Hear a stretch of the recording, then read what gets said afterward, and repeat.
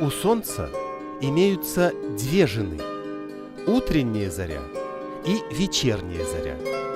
Утром Солнце распрощается с одной супругой и в течение целого дня направляется к другой.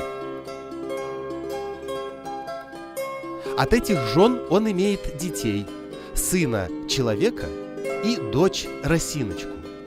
Повстречавшись однажды на земле, они полюбили друг друга и поженились.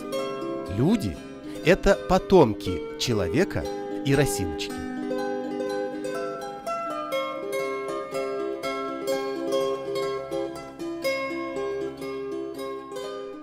Солнце было огромное и по утрам не могло самостоятельно подниматься на небо. Ему помогали взрослые люди. Но когда дети видели, с каким трудом поднимают солнце на небо, то оно смущалось и весь день пряталось за облаками.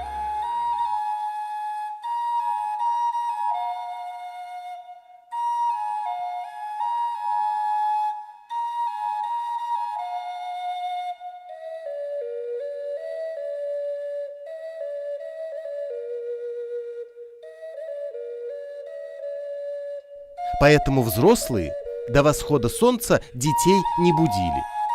В такие дни оно весь день сияло и даже не хотело спускаться на землю.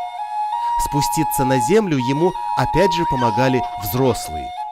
Голыми руками его нельзя было трогать, могли испачкать. Люди использовали специально вышитые для этого полотенца. Спустившись на землю после тяжелого трудового дня, солнце отдыхало. Оно омывалось в чудесном озере и набиралось сил для следующего дня. В начале всех времен землю освещали и обогревали 3 солнца. Темнота никогда не наступала, холода не мучили, и темные силы свои грязные дела не могли совершать. Была вечная весна.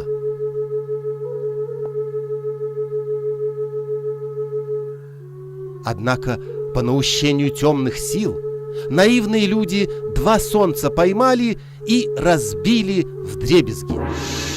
То солнце, что пострадало больше, разбилось на миллионы мелких кусочков, и из них произошли звезды.